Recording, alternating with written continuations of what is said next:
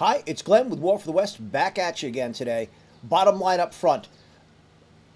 Going through all this just to get a ceasefire is hugely problematic, and I don't understand what the strategic thinking is behind it. I understand the tactical political thinking. Let's get a win, let's stop the shooting. I get that. But there's a reason they're shooting, and if you don't solve the long-term problem, the strategic problem, you're always going to revert to shooting. So I wrote an article about this, trying to lay out why I see this as problematic. So let me lay out a few facts first, and I'll try and tie it up together in sort of my in my critique or hypothesis about what I think is wrong here and how we need to think about this differently. By way of background, so Iran has been is not a normal nation, and I say that in a very specific way. If you were studying international relations or strategic studies, this idea of normal nation is a concept that you use to understand whether a nation is motivated by self-interest or whether it's motivated by something else. Nations that are motivated by something else, ideology, some kind of end days prophecy, some kind of supremacy, some world dominance, these are not normal nations in the sense of they are interested in negotiating for more than their national interest. So it's very interesting here, right? So Iran, so let's look at the three parties here from that lens. What are normal nations? What are not normal nations? So America's not a normal nation because we're trying to run the world. A normal nation wouldn't care, like America wouldn't care what was going on in Iran or Israel as long as no threat to us, right? So we're trying to run the world. Now, I'm not saying we shouldn't have done that, but we have concerns that have very little to do with taking care of the American people, right?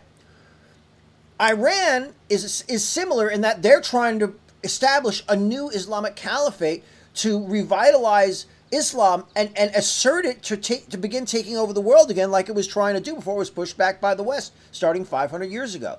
You know, Islam did try and conquer the entire world and was pushed back from Asia and was pushed back from Europe and even pushed back from Africa to a significant degree, right? And people talk about Palestine. Palestine is Arab-conquered colonial territory, right? That was a conquest. So if you look over time at sort of the big picture here, Iran comes in, you know, these mullahs come into power in 1979, and they want to make Iran the base for the new caliphate. By the way, they've got competition from Al-Qaeda, they've got competition from Turkey, and other militants who come and go. But they're the only one running a nation that's not a poor nation. Like, and even in Afghanistan, Al-Qaeda wasn't running the nation. Think of the mullahs in Iran as Al-Qaeda running a country. That's closer to understanding. And by the way, why do I say that? Not to make you scared, like, ooh, boogeyman. They are committed revolutionaries. They want to use this nation as a base to establish a global movement, right? To build the power and the strength and the reach of Islam and take more and more under its control. So you have this idea of the Iranian Shiite crescent that they were projecting across the Middle East, right? And so they've been very busy working in Afghanistan, for example. They have long been cooperating with the Tajiks. By the way, the Northern Alliance Tajik types are like natural allies of the Iranians and have been for a long time. You've got different ethnicities in Iran as well. So you've got some Tajiks in Iran. So there's this long connection between people there. But they've also, over time, built up strong relationships now with Al-Qaeda and even ISIS, from what I understand, which is crazy to me. I think it comes through the Al-Qaeda relationship. By the way, this all gets very complicated, changes frequently, so I'm not going to say a lot about the exact state of all that. You can find some really smart people online, like, you know, former intel types, former military types, not babbling YouTubers, but actual people who know something, who can lay out how these relationships all played out. But suffice it to say, they've got very strong relationships with the Taliban, and with Al-Qaeda in Afghanistan. They have very strong relationships with revolutionary Shiite militias in Iraq. They have very strong relationships with revolutionary militias in Syria, and they had one with Assad. This is a huge loss for them, by the way. Hezbollah was kind of, I don't want to say it was created by Iran, but is it really a coincidence that they start getting busy in Lebanon once the Mullahs get into power in 1979 in Iran, you start to see a lot more militancy and problems in Lebanon beginning in the early 80s. I mean, there's been problems there on and off, but people, again, this isn't explained to you. This was Iran and Hezbollah coming in and making war to get rid of the Druze and the Christians and the other Muslims they didn't like. Listen, this was Iran the whole way for 40 years, creating all those problems in Lebanon, right? With Hamas, they started backing Hamas, and again, there's some strange, I shouldn't say again, excuse me, that's a lazy habit. There is a spiritual connection that the Shia clerics were able to create, the imams, I think is the right term, actually, not clerics. And there was like some special ruling that they found. They were able to find a Shiite cause in Palestine and Hamas as well, and there's the Shia people there as well. And so they have somehow or other created that they could support Hamas, even though Hamas was originally formed by the Muslim Brotherhood, which is very Sunni, right? So Sunni Shia, but when it comes to killing the infidel, they're willing to get together. Do you see what the Islamic world is like? So they're pressing revolution everywhere. They're in Nigeria as well. They're in Yemen as well. They also have stuff going on in South and Latin America.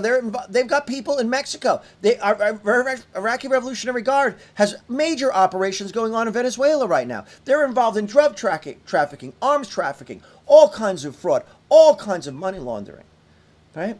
It's a way of life for the Islamist jihadi, by the way. They fund large operations often through crime. Right? I mean, how do you think all that opium gets shipped out of Afghanistan? Yeah. So this is what Iran has been up to, right? And so seeing them as just a nation like, hey, we're just trying to defend ourselves here, that's insane and detached from reality. Israel has every legitimate reason to feel a threat from Iran if Iran had no nukes. Now, let's take the Israeli hot button off the table because it triggers you people and your brains stop working. And I really like your brain to keep working for the rest of this video, okay? So let's set Israel aside, but let's tell you something. They're the only normal nation in this mix. All they want is their country. They want a little more land, for sure, right? And then there's some crazy people in Israel who want to take much more land. But for the most part, they want to take, the West Bank, Gaza, and kind of fill out what they think is historical Israel. But they're not seeking a global revolution like Iran is. They're not trying to run a rules-based Western liberal order, right? That's what we're doing. That's what Iran is doing, a global revolution. Israel isn't doing any of that. They want their own land. They're going to expand it. But people don't even start with a basic frame of reference as to what each of these nations want and why they're in conflict with each other. Okay? Now, Israel is one of the pawns we use against Iran. See, we're trying to contain them. That's our strategy, right? I'll tell you a little story here, which should horrify anybody who actually loves this country. So back in the 80s, when Iraq and Iran had this incredibly intense war ongoing. By the way, it's one of the first things the Iranians did is they went to war with Iraq. They wanted to take Iraq as well, right? So you end up with this war where the Iranians are about to win in the late 80s. Our people cannot let that happen, right? So we actually aid Saddam Hussein by giving him what they call not the telemetry, whatever. We have satellite coverage of those areas. It's imagery, right? So we're giving them the imagery from our satellites of the entire battlefield and Iranian forces. Now remember, Saddam Hussein doesn't have the ability to get that kind of bird's eye view on the battlefield. If you don't understand, if you've not thought about what it's like to be in the military or fight battles or think about how you would comport yourself in warfare, our ability to put up satellites and other things that look down and can see everything is like an order of magnitude strategic advantage. Lots of times in the battlefield, there's not clarity for command and leadership as to where their forces are, exactly what's going on. So this was a huge aid. And then we gave Saddam Hussein chemical weapons to use against the Iranians. This is all well documented. I don't have to be a leftist loon or some crazy libertarian anarchist to think all this, okay? If you went into Iran to this day, you would see pictures on the walls of the martyrs who died in that Iran-Iraq war. By the way, this is part of where the "Death to America" chanting starts to come from, because part of what they were doing is they had a lot of their young men, teenagers, fighting on the front lines, and they were the ones who got most mauled by the chemical weapons, right? So they had so many young people die. It's estimates as high as 2 million men died in the Iran-Iraq war, maybe closer to 1 million. Most families in Iraq have at least one person, if not multiples, they've lost: cousins, brothers, uncles, fathers, etc. Okay? So we decided to intervene, and why? Because we wanted Iraq to offset Iran. By the way, it's not too long after this that Iraq invades Kuwait. So one day we're helping the Iraqis, the next day we're invading to push them back. Do you understand what we look like? Yeah?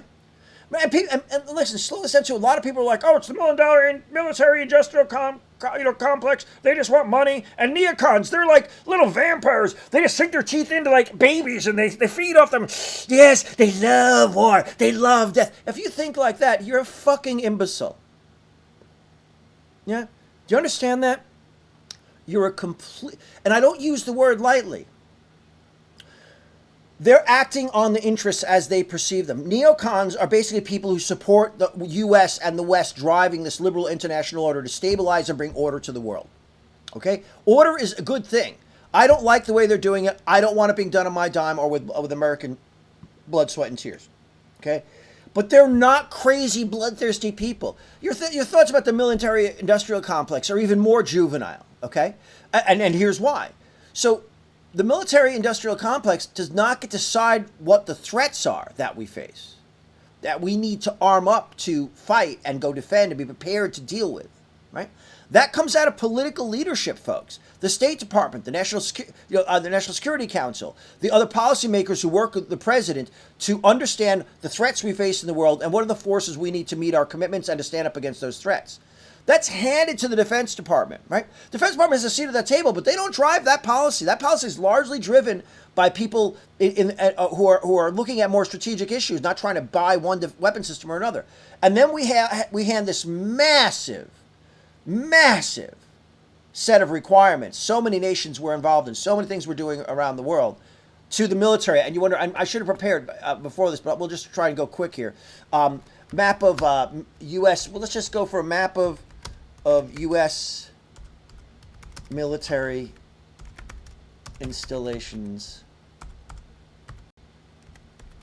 around the world. Okay. Yeah, this will do. This is fine. We can do great with just this here. Okay. Let's just open it a new tab. Zoom that baby up a little bit. This is actually a really great map. This is where we are around the world. Right now, okay? This is how we roll, bros.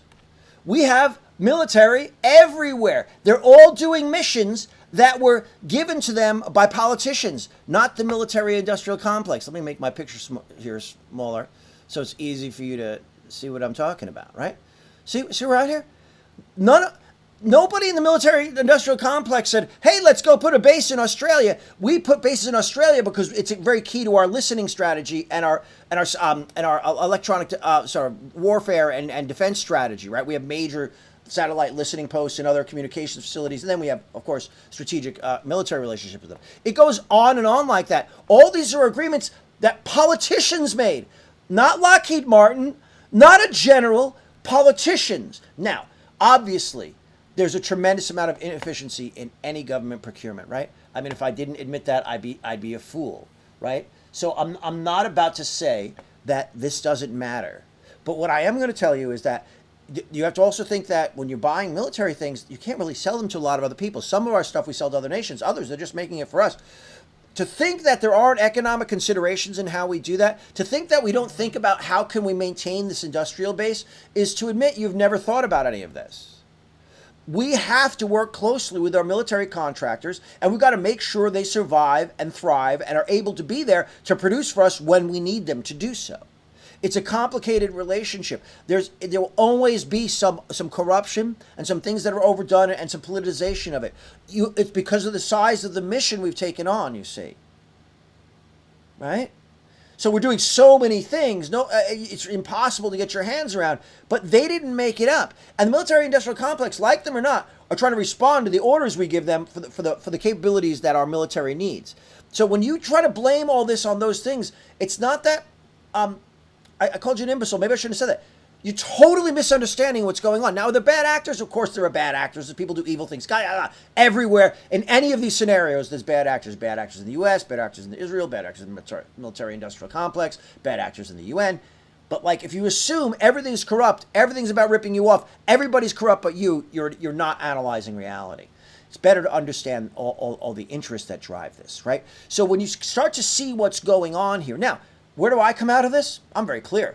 Iran is a threat to us. Iran has been a threat ever since to us. Islam is a threat to us. Our cozy relationship with Muslims and Islam is ahistorical. We're only able to do this because leftist historians took over basically the history of sort of the Muslim world in the mid to late 20th century in the university and rewrote it all and gave us a Marxified version and really a completely dishonest version of Islamic history. So many people in the world now walk around with this Marxist reinterpretation of history called Orientalism, founded by Edward Said at Columbia. By the way, Rashid Khalidi, who was his sort of his protege there, his apprentice there, is a very, very close friend of Barack Obama's. Barack Obama was an acolyte of Edward Said at Columbia, right? This is how this all gets started so long ago, this Marxification of the definition of the history. But what it does, it tells everybody that basically the problem in the world, in the Mideast, is Western racism, white racism, and Western colonialism. What they never say to you is that, in fact, Islam attacked the West 500 times more frequently than the West ever attacked it. And the Crusades, you could say, were defensive wars in the sense of defending pilgrimage areas, defending Christian lands that were being taken by Arab Muslims. But you could debate that and say, well, who was zooming who? What you can't say is that the Arabs and the Muslims are victims of the West when they were the huge colonizers, huge oppressors, enslavers, slaughterers. I mean, the largest slaughter in the world ever done by human beings was done in India, Mughal India, under Islamic rule. Well, I mean, it was so casual. One of them just had a quota for killing 50,000 Indians per year. No, 100,000. Another one had a city where when they took it, they basically beheaded 50,000 of the Indians and piled them up into pyres and made the Indians walk through it. That Muslim conquest was so incredibly vicious, and our ancestors paid rivers and oceans of blood to push these bastards back from our lands.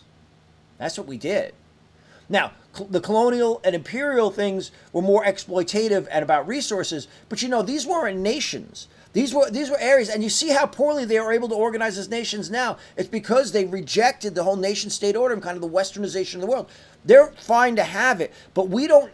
It doesn't mean they're not a threat to us, yes? It doesn't mean everything we've done there has been some type of horrible exploitative thing. And by the way, most of the imperialism and colonialism was done by the Europeans, not by the West. We kind of got saddled with this. We've been trying to sort it out and figure it out ever since and try to bring some stability and peace to the region. That's what we've been doing. And of course, we want to make sure, we are also representing our interests and our economic interests and the resources we need. We're never not doing that. But at the end of the day, what you see is that we have been embarked on Islam has been embarked on a campaign against Western civilization and Christendom and the entire world to make it all Islamic for 1,400 years. So to not understand how Iran sees itself, and that's how it speaks about itself. It has all these end times visions. It's got all this eschatology about its beliefs and how things play out. It's got all these sort of beliefs about itself. By the way, in the Muslim world, they're very respected. Iranians in certain circles are vaunted for what they've done with their nation, because no other nation has really made themselves the revolutionary center for moving Islam forward the way Iran has done for a long time with an official functioning government, right? Afghan tried to do it, but the Taliban were kind of a joke, right? And they have no resources. Their main import is opium, right? So these guys are really widely respected, and they're a threat to us. They've been blowing us up and killing us and funding people who do so to us ever since they started, dude. You can't stop it. Like, they killed 242 Marines in Lebanon in 1983. I can go on and on and on. The horrible things that their militias and the IRGC did in Iraq against our guys when we finally figured out how to deal with the IEDs. They had factories making explosive form projectiles, basically penetrators rather, which is a manufactured charge. It's like a landmine set up on the road that is so powerful it would blow up our most armored vehicles and kill all the guys, right? So they were highly involved in doing stuff, and that's just the start. Now, I'm not saying we're perfect here, but they're our enemy. They are the world's enemy. They are the non-Islamic world's enemy. If you can't understand that taking them down is a good idea, I don't know what to say to you.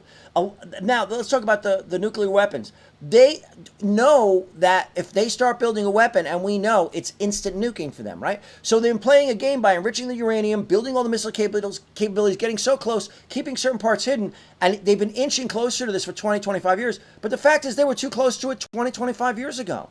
Think about this. Every American administration and president has come in since Clinton stating that Iran is a threat to us and they're working on getting nuclear weapons and getting closer and closer. For 25 freaking years, every president has said that, longer than 25 years. So why are you surprised when one president acts on it finally? Okay, now we get to the ceasefire. Why a ceasefire? Ceasefire is purely a political solution to how this problem affects Donald Trump. I'm sorry. It's about being able, for him to be able to claim this peace victory, this war bad foreign policy that the libertarians are driving. By the way, just consider the conversation I've just had. I am probably not fit to be at the table on foreign policy decisions. The people who make decisions know far more than me. Consider how much I just shared with you. By the way, I did this extemporaneously. I have no script. I didn't have to prepare. I've been reading about this stuff for 40, 50 years now. I'm just interested in it. It just is interesting to me. I try and keep up, you know? And so, but like the people who are making policy, they're like far smarter than me about this, right? Saying war bad, killing people bad, that's not foreign policy. Everybody knows war is bad, killing people is bad. This is insane when you hear people talk like this. Oh, Israel committing genocide. My God, if you don't understand the entire context of what's happening here, you're never, you're just a child. And I'm sorry to speak this way. I don't mean to be insulting, but like some of you might have good technical skills, development skills, but when somebody comes in and talks about like a programming language or how to do roofing, and you've done roofing and they haven't done it, you're like, what the fuck are you talking about? You've never done it and you've never studied it. Why are you talking? That's a lot of you talking about this. So please, slow down, think, learn, okay? Ceasefire is to say we're going to let Iran off the mat. Think about what's happened since October 7th. Hamas has been just about destroyed. Hezbollah has been made an ineffective fighting force, and plus with Assad being taken out of power in Syria. This is amazing for us, by the way, because it takes away an Iranian proxy, but a very, very important support for Iran and Hezbollah. So Hezbollah has really been neutered, right? The Houthis, we can finally eventually reduce all their abilities. They were on a ceasefire with us until this happened, right? This has greatly reduced Iran's power. This is all done by mostly Israeli attacks with some U.S. help. To get to the point where we've really almost destroyed their military capability, not quite, about 1,000 missiles left, some missile launchers left, a little bit of air defense left, not much, but more enough to be a threat, a pain in the ass to people. Why would we stop short of completely either annihilating all of their military capability and hoping for regime change, or in fact, trying to help regime change directly? Like people say no boots on the ground, but I guarantee you that there are American special operators, not special forces, special operator teams on the ground right now. There's CIA ground branch in there. There's Delta in there. There may even be Ranger teams. I don't think they'll all be there under what's called Article 50 authority, right? Our covert action authority, not under Article 10 authority, which is the authority to make war. And we have the ability to cause a lot of ruckus and help organize that resistance. And we're really good at that, folks. Okay, the Green Berets, that's what they specialize in. I don't think we could put them in because we can't really deploy them on a mission like this. But maybe a small team is augmenting or something like that. So the whole idea of a ceasefire is to accomplish what? To give because here's what'll happen. There's already Russian engineers in Iran helping them evaluate what the problems are with all the equipment and rebuilding. They're going to continue to sell oil to China and other places and make money. They will have the money to rebuild all this stuff. And remember, they've already done it once, so it's a rebuild. It's not figuring out how to do it. It's kind of complicated to build all this stuff the first time and build up the scientific capability and all that. At a certain point, now it becomes much easier for them. So it's months or a year before they're back in business. We're never going to be able to do better than that, no matter what. So why are we going to play whack-a-mole with these guys and give them a chance to get back off the map one more time? Last, a ceasefire is a victory in Iran's eyes, and it's a victory for the people who are looking for Iran to fall. The people who want to overthrow the Mullahs are going to say, my God, we can never get rid of these people. They've got 1,000 lives. And America and the West doesn't want to get rid of them. They're not willing to do the kill shot. All the forces that are trying to push up against the Mullahs now are completely discouraged. And the Mullahs are empowered, say, see, they're not going to take us out. This is a huge, huge, huge mistake. I know I spent a lot of time talking in this. I hope you found it educational, informative. Give me some feedback if I'm off somewhere, if I'm wrong somewhere, if you disagree with me. I'd love to hear it. Glenn with War from the West, out.